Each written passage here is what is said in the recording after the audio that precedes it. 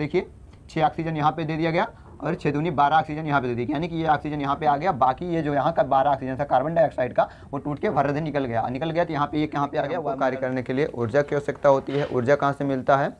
हमको भोजन से मिलता है। वैसे ही हमको जीने के लिए किसकी आवश्यकता होती है? ऑक्सीजन की आवश्यकता है। ऑक्सीजन कहाँ से मिलता है? हमको पेड़ पौधों से मिलता है। ये नहीं है कि आप ऐसे बोले वायुमंडल से, अबे वायुमंडल से ऑक्सीजन कहाँ पे आता है?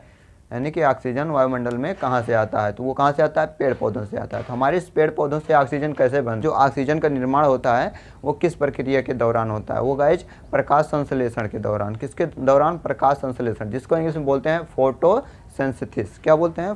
फोटोसिंथेसिस। ओके गाइज, तो फोटोसिंथेसिस होने के लिए क्या क्या कारक की आवश्यकता होती है?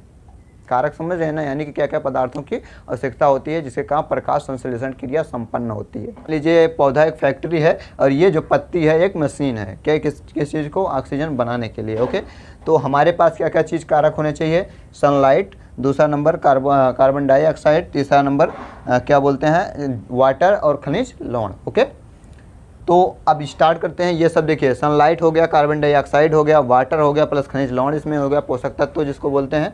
अब इसके बाद निर्माण होगा ऑक्सीजन।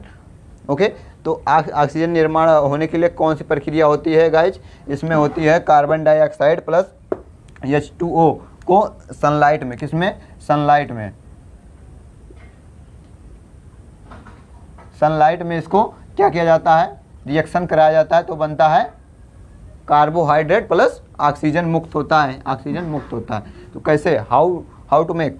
देखिए गाइस, यहाँ पे पड़ी सनलाइट, क्योंकि हमारे पत्ती में क्या होता है? क्लोरोफिल। क्या होता है? क्लोरोफिल। क्लोरोफिल होता है। अब ये क्लोरोफिल ही जो होता है, इसी में जो क्या बनता है? जो है ऑक्सीजन का निर्माण होता है। ओके, तो इसके अंदर में भी कई सारे स्टेप होती हैं, कई सारे स्टेप होते हैं। जैसे कि हमारी इस कोशिका के अंदर में एक छोटी सी कोशिका निकालो, इसमें कई सारे प्रोडक्ट मिलते हैं। प्रोडक्ट यानी कि माइटोकॉन्ड्रिया हो गया, लाइपेज हो गया, न्यूक्लियस हो गया, ये सब चीज़ें मिलती हैं। वैसे इसके अंदर भी क्लोरोफिल के एक अणु को निकालोगे, इसके अंदर भी कई सारे चैम्बर्स मिलते हैं, जो चैम्बर्स में इस रिएक्शन को होते हैं। उसी चैम्बर्स में ये रिएक्शन होते हैं और ऑक्सीजन निकलता है। अगर वो वीडियो नहीं देखे हो तो आई बटन पर लिंक मिल जाएगा, नहीं लिंक डिस्क्रिप्शन में मिल जाएगा, नहीं तो एंड स्क्रीन पे आपको वीडियो सजेशन मिल जाएगी, उस पर क्लिक करके आप पूरी वीडियो देख लेना। ओके गाइज, तो यहाँ पे हम बताते हैं, जब यहाँ पे पड़ा सनलाइट, इसके अंदर क्या है? क्लोरोफिल। क्लोरोफिल के अंदर क्या आया? खनिज लवण और प्लस जल, वाटर। ओके, तो खनिज लवण में जैसे सल्फर हो गया, मैग्नीशियम हो गया, और ये क्या बोलते हैं? यूरिया हो गया, जिसको बोलते हैं नाइट्रोजन, ये सब चीज़ें हो गई, और जिंक हो गया, सल्फ़र हो गया। ये सब चीज़ें क्या होती हैं? सिर्फ पत्ती के सहारे यहाँ पे आती हैं। इसमें आती हैं किसमें? क्लोरोफिल में। अब क्लोरोफिल में आती हैं और यहाँ पे पड़ता है सूर्य की रोशनी। अब बाबू क्या करना है? हमको ऑक्सीजन निकालना है। ओके, तो यहाँ पे देखिए H2O, यानी कि जल में भी ऑक्सीजन है। ओके, और यहाँ पे कार्बन डाइऑक्साइड में भी ऑक्सीजन है।